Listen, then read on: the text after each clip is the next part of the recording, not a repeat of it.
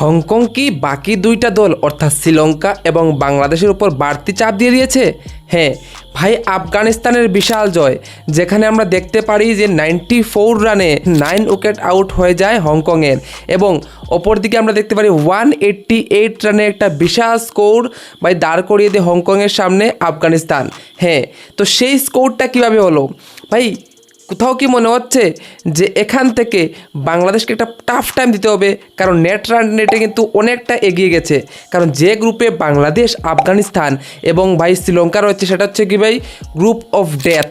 অর্থাৎ এই গ্রুপ থেকে ভাই বেরিয়ে আসাটা কিন্তু অনেক টাফ, কারণ একটা বড় দলকে তো ভাই ছিটকে যেতে হবেই। তো সেই জায়গায় দাঁড়িয়ে যে অবস্থা আমরা দেখেছি, কারণ একসময় মনে হচ্ছিল যে হংকং হয়তো বা আফগানিস্তানকে ভাই ধরে ফেলতে হবে, ধরে না ফেলুক, যদি মার্জিনটা কম হতো তাহলে হয়তো বা বাংলাদেশ অথবা শ্রীলঙ্কার একটু ফায়দা হতো। কারণ আমরা দেখেছি যে নেট রান রেট কিন্তু ভাই সবসময় ম্যাটার করে। ধরো সবটি দল অর্থাৎ ভাই আফগানিস্তান একটা ম্যাচ ছেড়ে গেল, ধরো বাংলাদেশ একটা ম্যাচ ছেড়ে গেল, শ্রীলঙ্কা একটা ম্যাচ ছেড়ে গেল, তাদের নিজেদের মধ্যেই, ঠিক আছে? তো সেই সময়ে ভাই দাঁড়াবে নেট রান রেট, এবং এখানে যেটা plus point net run rate নিয়ে বসে আছে ভাই আফগানিস্তান। তো বাংলাদেশকেও একটা ভাই এক্সট্রা চাপ থাকবে যে আমাদেরও হংকংয়ের বিরুদ্ধে একটা বেশি পরিমাণে নেট রান রেট নিতে হবে, ঠিক আছে? তো সেই জায়গায় দাঁড়িয়ে আমরা কথা বলবো এই ম্যাচের, যে এই ম্যাচে আসলে কি হতে পারতো এবং আসলে কি হয়েছে, ঠিক আছে? তো চলো ম্যাচের দিকে দেওয়া যাক। তো প্রথমে আমরা কি দেখি যে ভাই আফগানিস্তান ব্যাটিংয়ে নামে, ঠিক আছে, এবং হংকংয়ের বোলিং প্লাস ফিল্ডিং ভাই কী আর বলবো, একদম জাহিতা। যেখানে আমরা দেখি যে সিজিকুল্লাহ অটল ভাই তিনটা লাইফ পেয়েছে বেচারা, তো ও তো 50+ রান করবেই, ঠিক আছে? প্রথম ওভারেই ভাই স্লিপে ক্যাচ ছিল, সেটাও ছেড়ে দিয়েছে ভাই হংকং। তো একের পর এক যদি ক্যাচ ছাড়ো, এবং যেখানে আমরা দেখতে পাচ্ছি যে 16 ওভারে মাত্র আফগানিস্তানের রান পাই ছিল 110+, ঠিক আছে? তো সেই জায়গা থেকে দাঁড়িয়ে লাস্ট 4 ওভারে 69 রান, মানে বুঝতে পারছো কত বড় একটা ডিফারেন্স ক্রিয়েট হয়েছে লাস্ট 4 ওভারে। এবং সেখানে গিয়েও আমরা কি দেখতে পাই, ওমর জাইরও ভাই 16 রানে 22 রানে ক্যাচ যদি ধরতে না পারোতে ভাই কেন খেলতে এসেছে বলো? তারপরে একটা দুটো মানতে পারি যে 1-2টা ক্যাচ তো ভাই মিস হতে পারে, কিন্তু এতগুলা ক্যাচ মিস করেছো তো ভাই 188 রান তো খাবেই খাবে, ঠিক আছে?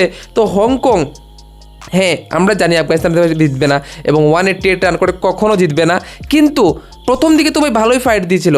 এবং সবথেকে বড় কথা হচ্ছে গিয়ে সেই জায়গায় আমরা দেখতে পাই ওমর জাই যে ফাইটটা লাস্টে এসে করলো ভাই, দ্রুত 50 যাকে বলে, একদম দ্রুততম 50 কিন্তু ওমর জাই তার ভাই একদম লাইফের করে নিয়েছে হংকংয়ের বিরুদ্ধে।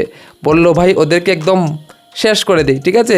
এবং একটা বুস্টার চাই না, কারণ আমরা দেখেছি যে আফগানিস্তান খুব বাজেভাবে ফাইনাল হেরেছিল ভাই পাকিস্তানের সাথে।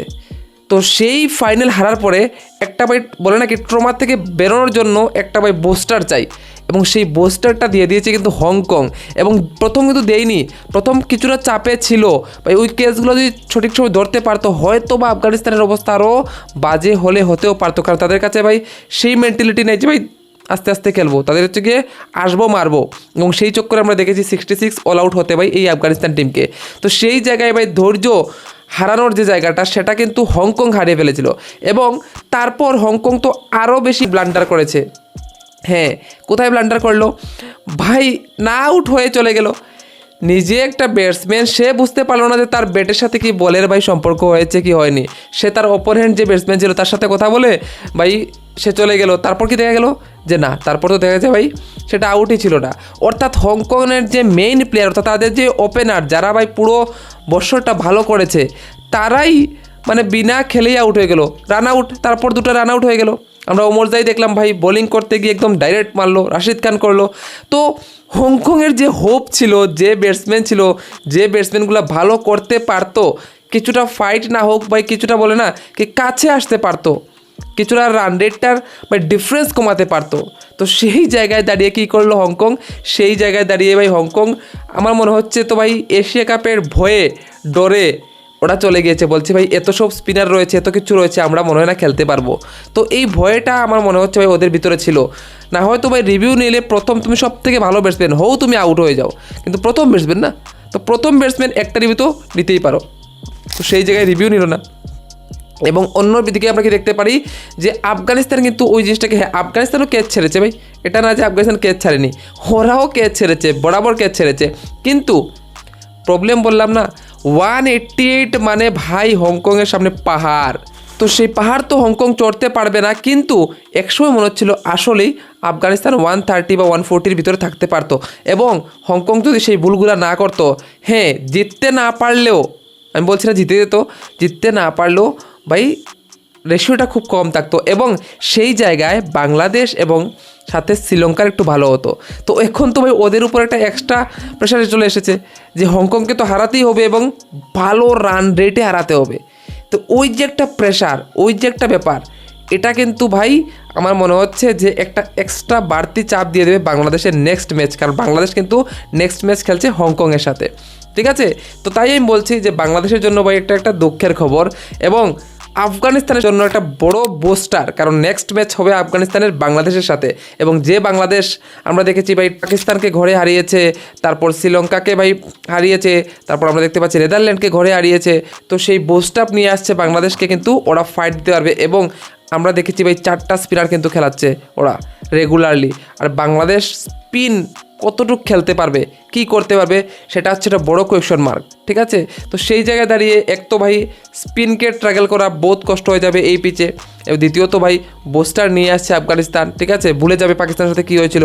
তো সব মিলিয়ে যদি আমরা একটা আলোচনা করি, তো দেখা যাচ্ছে আফগানিস্তানের কিন্তু এই ম্যাচটা অনেক অনেক ফায়দা হয়ে গেছে। এবার দেখার বিষয় বাংলাদেশ যে ম্যাচটা খেলবে সেই ম্যাচে বাংলাদেশ কি ঘুরে দাঁড়াতে পারবে, বাংলাদেশ সেইভাবে বড় জয়ের ব্যবধানে হারাতে পারবে, সেটাই দেখার বিষয়। তো তোমাদের কি মতামত অবশ্যই কমেন্টে বলে দিও, ঠিক আছে। ভিডিও ভালো লাগলে লাইক করে দিও, চ্যানেল সাবস্ক্রাইব করে দিও। তাহলে দেখা হচ্ছে অন্য একটা ভিডিও, বাই বাই।